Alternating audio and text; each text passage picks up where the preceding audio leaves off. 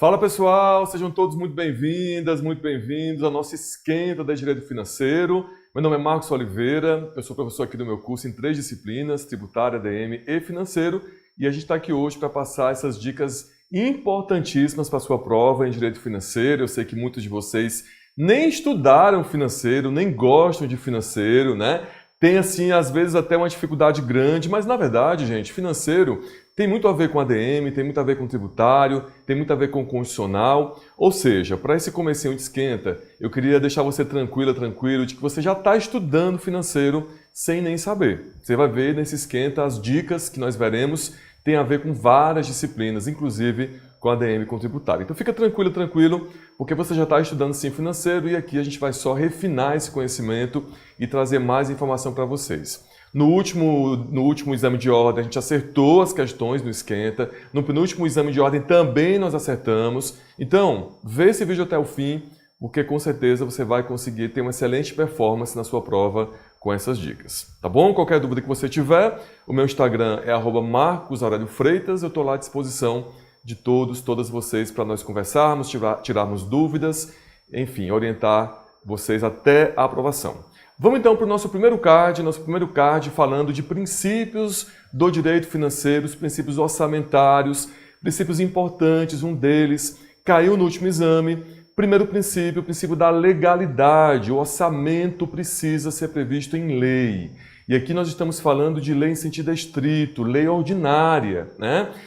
A lei ordinária precisa ser utilizada como instrumento normativo para o orçamento. Seja a lei orçamentária anual, seja a lei de diretrizes orçamentárias, seja o PPA, o plano plurianual, todos eles precisam ser previstos em lei. Nós temos uma exceção que caiu no último exame com relação aos créditos extraordinários, está aí no seu card, em relação a esses créditos extraordinários, que são utilizados no caso de guerra, comoção da ordem, calamidade pública. Nesse caso, cabe o uso da medida provisória, é um caso excepcional em que a MP pode ser utilizada. Mas, como regra geral, a lei em sentido estrito precisa ser utilizada. Dica importante sobre o princípio da legalidade.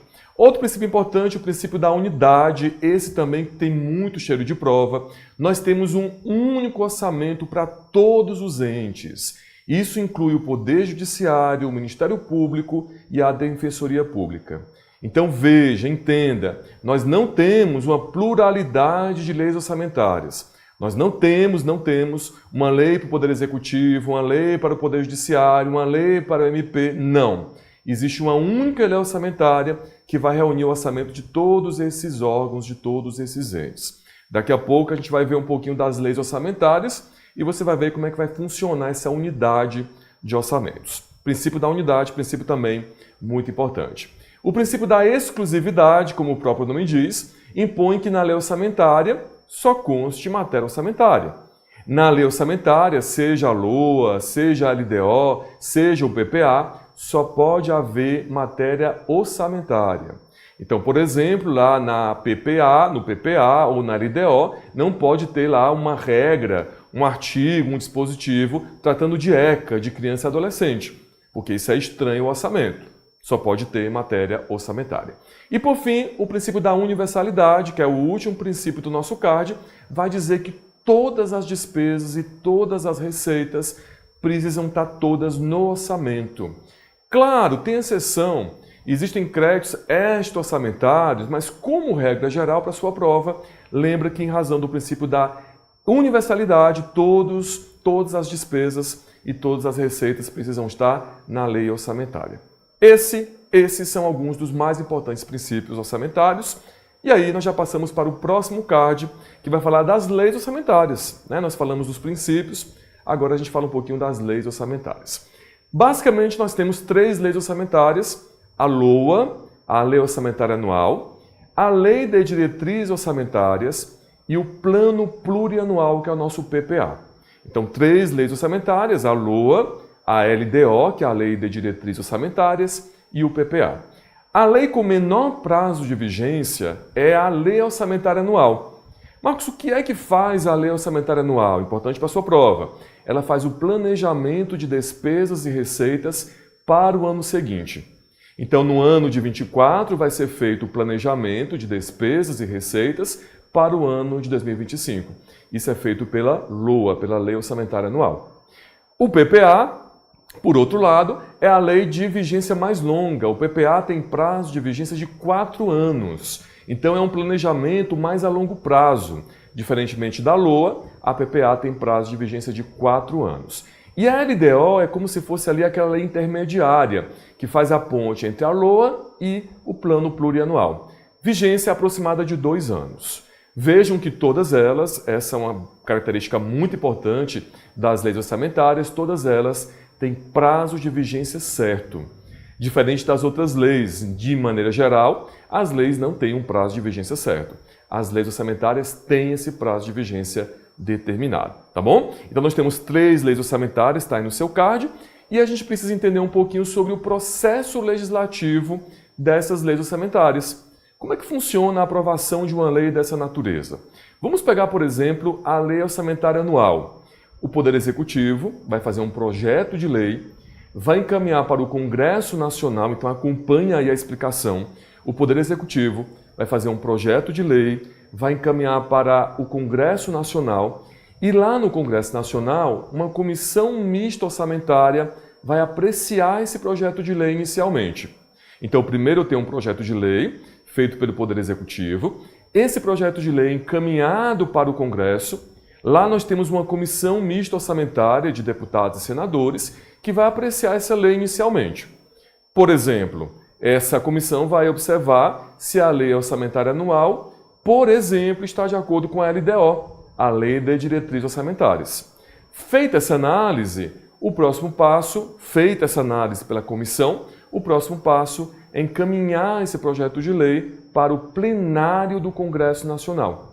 Então veja que são 3 passos: projeto de lei, análise pela comissão mista orçamentária e aprovação pelo plenário. Atenção! E aqui a gente volta para uma explicação do card anterior. O Poder Executivo vai reunir o orçamento dele, Poder Executivo, do Ministério Público, do Poder Judiciário e da Defensoria Pública. Ou seja, o Poder Judiciário Federal não vai ter uma lei própria para ele. Ele vai encaminhar a sua proposta para o presidente vai juntar essa proposta do Poder Judiciário com a do Poder Executivo e vai encaminhar para aprovação. A mesma coisa se dá com o MPU, o Ministério Público da União. Ele não vai ter uma lei própria de orçamento para ele, uma lei própria orçamentária. Ele encaminha um projeto de lei para o presidente junta isso com o orçamento do Poder Executivo, encaminha para aprovação do Congresso Nacional. Então lembra, não existem várias leis orçamentárias, mas apenas uma lei orçamentária. É isso, cuidado com esse trâmite, cuidado com essa questão da reunião desses orçamentos, porque isso tem grande chance de aparecer na prova de vocês. Vamos para o próximo card. Receita pública, importante esse tema também, e aí a gente começa fazendo a distinção entre receita originária e receita derivada. Gente, isso tem cheiro de que vai cair. Receita originária versus receita derivada. Qual que é a diferença entre essas duas receitas? A receita originária é simples, é aquela receita que o Estado ofere em razão da exploração do seu patrimônio. Exemplo, a União aluga um imóvel seu. Ela está explorando o seu patrimônio na obtenção de uma receita. Então imagina que a União tem um imóvel desocupado, ela não está utilizando esse imóvel, ela aluga esse imóvel para um terceiro.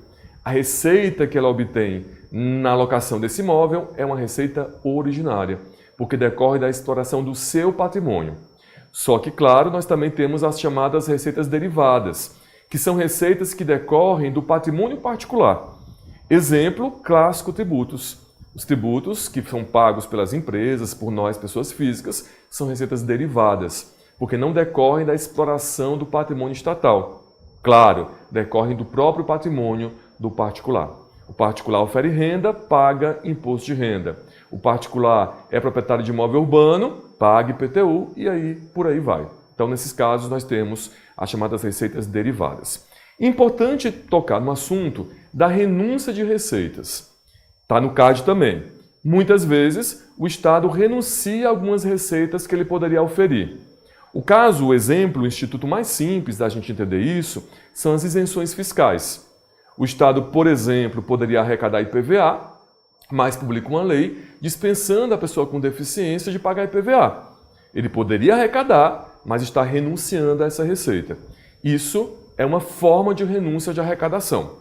Em razão de ser uma renúncia, existem exigências feitas pela Constituição e também pela Lei Complementar 101, que é a nossa LRF, a Lei de Responsabilidade Fiscal, que vão ter que ser observadas nesses casos. Primeiro, quando se faz uma renúncia de receita, tem que ser feito por lei.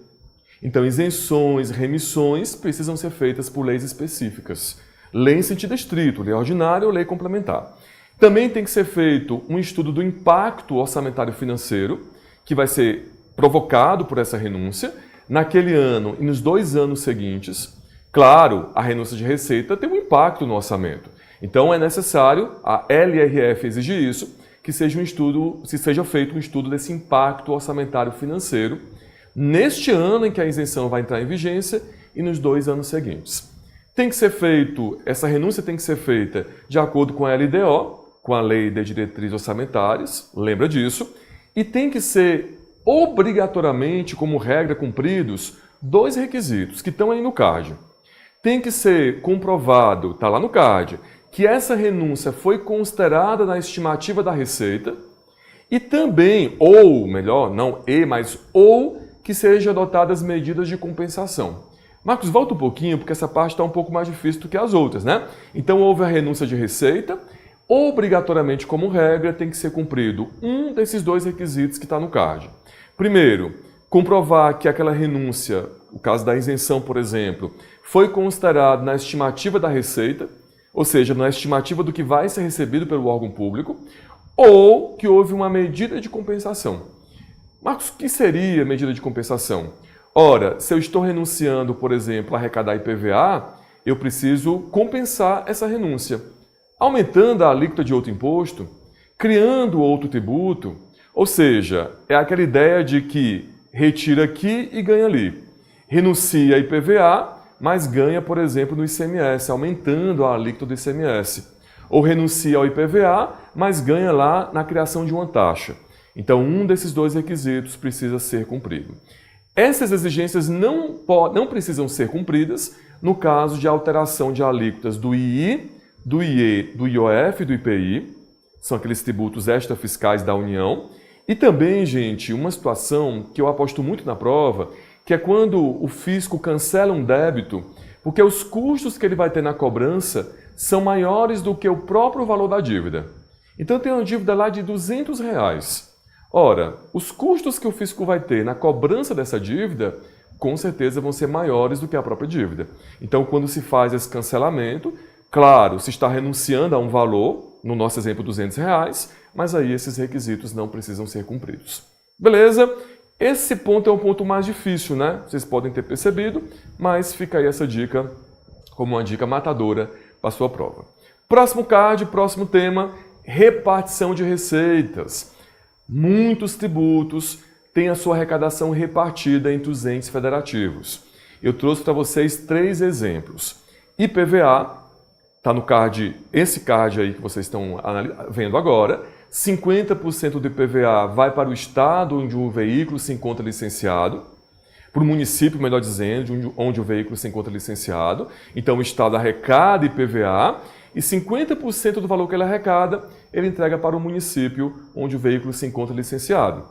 Exemplo, o estado de São Paulo arrecada IPVA e o município de Barueri é o município onde o veículo se encontra licenciado. O município de Barueri fica com 50% do valor da arrecadação. Então, o estado reparte essa receita com o município por força da Constituição.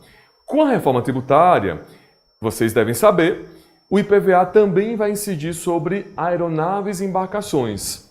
Então, hoje, a partir da emenda constitucional, que reformou o sistema tributário nacional, também IPVA vai incidir sobre embarcações e aeronaves. Neste caso, 50% do IPVA que será arrecadado também vai ser entregue ao município, mas nesse caso, ao município onde se encontra domiciliado o proprietário. Então, se o proprietário, por exemplo, da embarcação é domiciliado no município Beta, o município Beta fica com 50% do valor da arrecadação. No próximo card, o card seguinte, nós temos a repartição de receitas do ITR. O ITR, 50% fica com o município onde o imóvel rural é localizado. Então lembra que o ITR é da União, a União arrecada o ITR, fica com 50% e entrega 50% para o município onde o imóvel se encontra localizado. Se o município, por exemplo, for de Jacareí, onde o imóvel rural estiver, o município de Jacareí fica com 50%. Mas atenção, tem uma exceção a essa regra. Marcos, que exceção seria essa?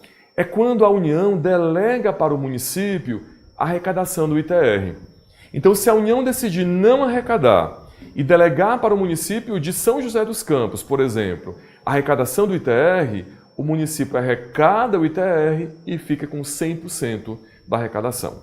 Portanto, regra, União arrecada, fica com 50%, entrega 50%.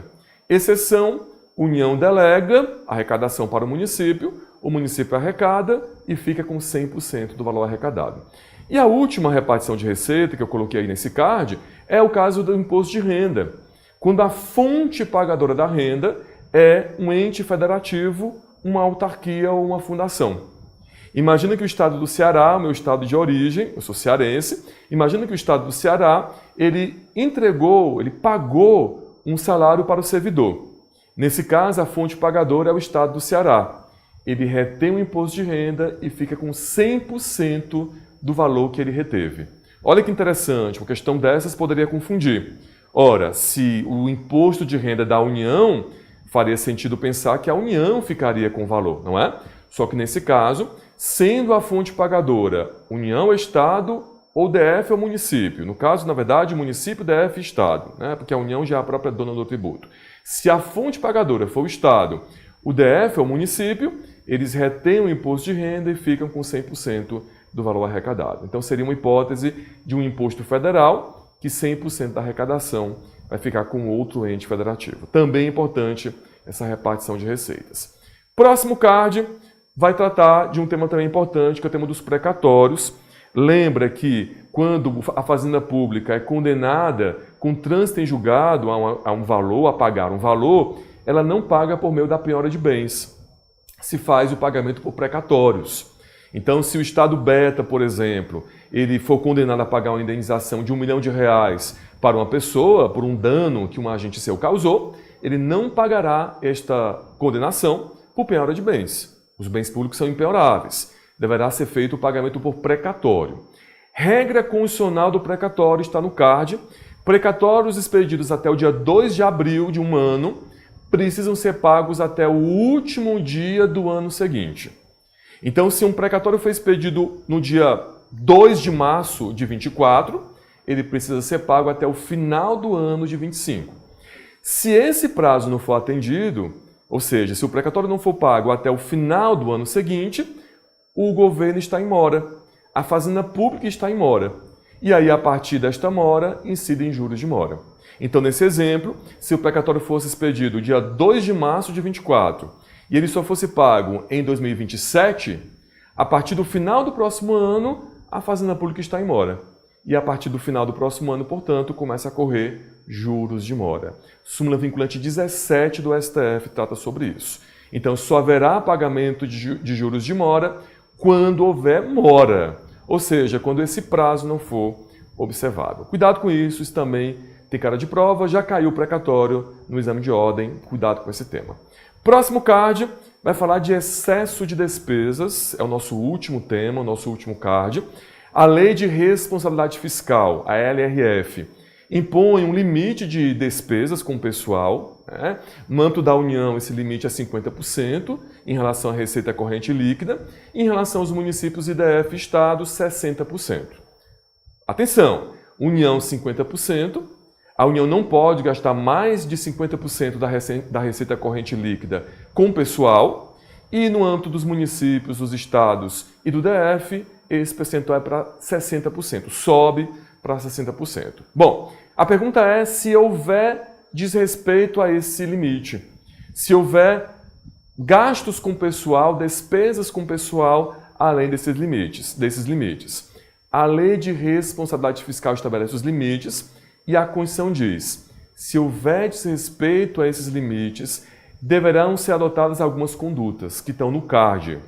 Deverão ser reduzidos os cargos em comissão e as funções de confiança em pelo menos 20%. Ou seja, o governo vai diminuir o pagamento de comissionados. Isso é uma medida que a Constituição obriga que a União faça, o município, o Estado, aquela pessoa que se exceder. Se não conseguir limitar isso, se não conseguir respeitar o limite, passa-se a exoneração de servidores não estáveis. Então, primeiro se tenta reduzir cargos em comissão e funções de confiança, em pelo menos 20%, está no CARD. Não conseguindo, passa-se a medida seguinte, que seria a exoneração de servidores não estáveis. E se ainda assim não der, se ainda assim o limite não for observado, aí passa-se para a medida mais drástica, que é a exoneração de servidores estáveis. Ou seja, servidor estável pode perder cargo público quando houver um excesso de despesas com pessoal fora dos limites estabelecidos pela Lei de Responsabilidade Fiscal. Essas foram as nossas dicas, eu espero que vocês tenham gostado, foram dicas importantes para vocês. Qualquer dúvida, qualquer conversa que vocês quiserem ter para alguma orientação, mandem para mim, no @MarcosAurélio-Freitas, e a gente se vê no Detona, para quem for aqui de São Paulo, no presencial, e para quem for de fora, no online, acompanhe, vai ser muito legal, é um dia muito importante, com muitas dicas. Então, nós todos aqui do meu curso estamos aguardando vocês. Um grande abraço e a gente se vê no Detona.